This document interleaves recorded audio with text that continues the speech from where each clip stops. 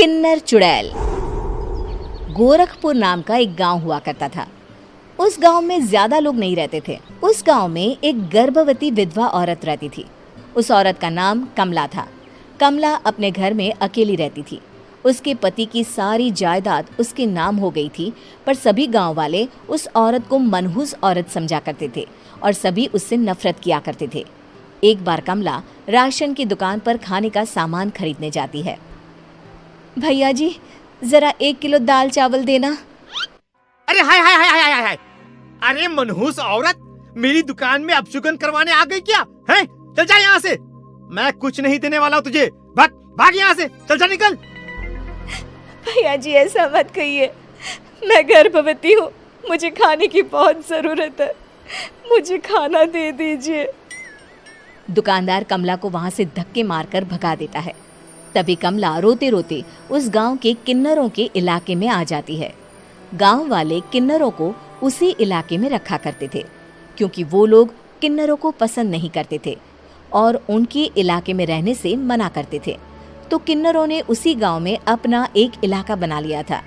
जब किन्नर लोग देखते हैं कि एक गर्भवती महिला रोते रोते उनके इलाके में आ गई है, तो सारे किन्नर कमला के पास जाकर उसका हाल पूछने लगते हैं। क्या हुआ बहन, तुम्हारी गर्भवती अवस्था में इतनी बुरी हालत कैसे है? तुम रो क्यों रही हो? तुम डरो मत, हम तुम्हें कोई नुकसान नहीं पहुंचाएंगे। तुम शांत होकर सब बताओ कि हुआ क्या है। मैं कमला हूँ, मैं गांव के दूसरे इलाके से आई हूँ। 2 महीने पहले ही मेरे पति की मौत हुई है। मुझे गांव के लोग मनहूस मानते हैं, क्योंकि मैं विधवा हूँ और गर्भवती भी। वहाँ के लोग मुझे खाने के लिए कुछ बेचने के लिए भी तैयार नहीं, जिससे मेरा गुजारा नहीं हो रहा था। कोई बात नहीं कमला, हम तुम्हारा ख्याल रखेंगे। किन्नर लोग कमला को एक खाली घर में रहने के लिए जगह दे देते हैं और उसकी देखभाल भी करते हैं। कुछ ही महीने बाद कमला अपने बच्चे को जन्म देती है, पर अफसोस, कमला बच्चे को जन्म देते ही अपनी जान गंवा देती है। जब सब किन्नर बच्चे को देखते हैं तो बहुत खुश हो जाते हैं, क्योंकि वो बच्चा भी किन्नर ही था। कमला ने एक किन्नर बच्चे को जन्म दिया था। अब इस बच्चे की देखभाल कौन करेगा? हम तो इस बच्चे को गांव के दूसरे इलाके में भी नहीं भेज सकते। और तो क्या हुआ, इस बच्चे की माँ नहीं रही तो हम इसे पालेंगे। अब ये हमारे इलाके में रहेगा, हमारे साथ रहेगा। फिर वो किन्नर उस किन्नर बच्चे को गोद ले लेते हैं, उसका नामकरण कराते हैं। उस किन्नर बच्चे का नाम शक्ति रखा जाता है। देखते ही देखते शक्ति बड़ी होने लगती है। उसके रंग रूप बहुत सुंदर थे। वो बहुत सुंदर किन्नर दिखती है। एक दिन शक्ति एक किन्नर से पूछती है, माँ जी सुनिए ना, ये गांव के दूसरे इलाके में भी तो लोग रहते हैं, तो हम वहाँ क्यों नहीं जाते? हम उनसे अलग क्यों रहते हैं? शक्ति, क्योंकि वो लोग हमारे जैसे नहीं, वो लोग हमें पसंद नहीं करते, इसीलिए हम उनसे अलग रहते हैं। क्यों? वो हमें क्यों पसंद नहीं करते? मुझे एक बार उस इलाके में जाना है, मैं एक बार वहाँ जाकर घूम कर आऊँ। शक्ति, खबरदार, जो तू उस इलाके में कभी भी गई तो अपनी जान नहीं गंवाना चाहती तो उस इलाके में कभी कदम भी नहीं रखेगी, समझी? इतना कहकर वो किन्नर वहाँ से चली जाती है। शक्ति उस किन्नर की बात सुनकर बहुत रोती है। माँ जी, ऐसा कैसे कह सकती हैं? उन्होंने इतनी सी बात के लिए मुझे इतना डांटा। अब तो मैं उस इलाके में ज़रूर जाऊंगी। फिर एक दिन शक्ति गांव के दूसरे इलाके में चुपके से जाती है। ये लोग तो हमारे जैसे ही इंसान हैं, तो ये हमसे नफरत क्यों करते हैं? जब शक्ति उस इलाके में पहुंचती है तो गांव के सारे आदमी उसके रूप से मोहित हो जाते हैं। वो लोग ये अंदाज़ा नहीं लगा पाते कि वो किन्नर है। शक्ति की सुंदरता देखकर सारे गांव वाले उसकी तारीफ करने लगते हैं। तभी गांव का चक्कर लगाने गांव के जमींदार का बेटा हर्ष वहां पहुंचता है। हर्ष भी दिखने में बहुत सुंदर होता है। जब हर्ष ने शक्ति को देखा तो वो भी उससे मोहित हो गया, और जब शक्ति की नज़र हर्ष पर पड़ी तो वो हर्ष को देखकर मोहित हो गई। आपको पहले कभी इस गांव में देखा नहीं। इस गांव में आप नए हैं क्या? जी नहीं, वो मैं बस।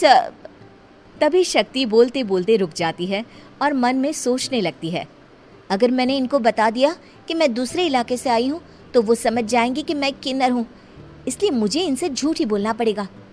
शक्ति हर्ष को कहती है, जी हाँ, मैं इस गांव में नई आई हूँ, यहाँ अकेली रहती हूँ। वैसे आप कौन है? आप भी इसी गांव में रहते हैं? जी हाँ, मैं इस गांव के जमींदार का बेटा हूँ।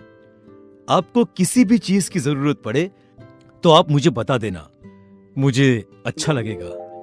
ऐसे ही शक्ति और हर्ष एक दूसरे से रोज मिलने लगते। वो दोनों अपने प्यार का इजहार करने एक दूसरे से मिलने जाते हैं। तभी शक्ति का पीछा करते करते एक किन्नर वहां आ जाती है। शक्ति, मैं तुमसे बहुत प्यार करता हूँ।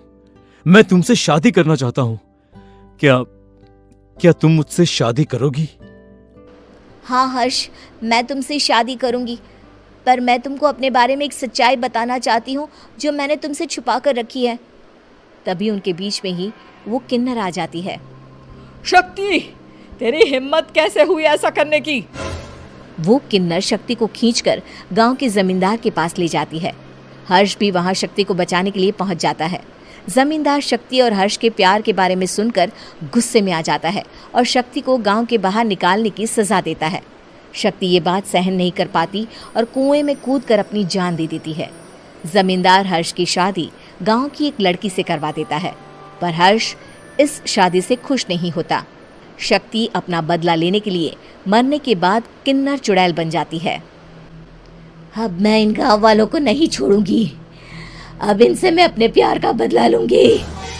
किन्नर चुड़ैल गांव वालों को परेशान करना शुरू कर देती है। एक बार वो रात को गांव के खेतों में पहुंच जाती है और वहां आग लगा देती है। सारी फसल जल के राख हो जाती है। जब एक आदमी रात को उठकर देखता है कि खेत में आग लग गई है तो वो वहां पहुंच जाता है। वो देखता है कि खेतों के बीचों बीच एक किन्नर चुड़ैल खड़ी है और वहां खड़े होकर ताली बजा रही है। गांव वाला किन्नर चुड़ैल को देखकर बेहोश हो जाता है। जब सुबह उस आदमी को होश आता है तो वो सीधा जमींदार के पास जाता है। अरे जमींदार साहब, अरे वो किन्नर चुड़ैल ने मेरी सारी फसल जला दी। अब मैं क्या करूंगा? क्या होगा मेरा?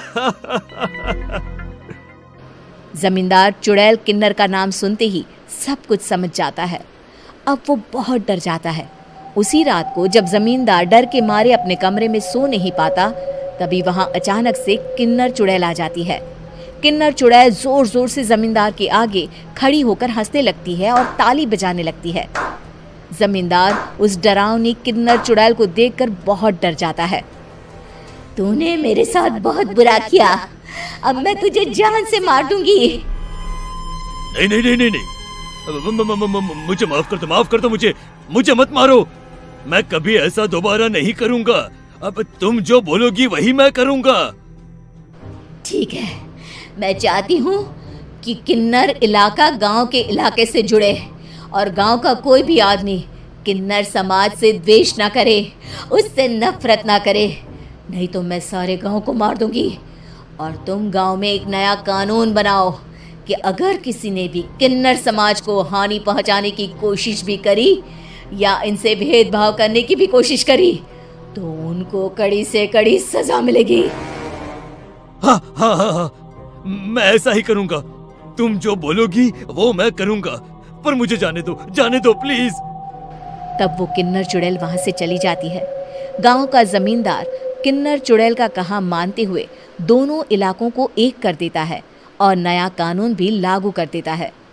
तब से वहां किन्नर समाज और बाकी गांव वाले शांतिपूर्वक रहने लगते हैं।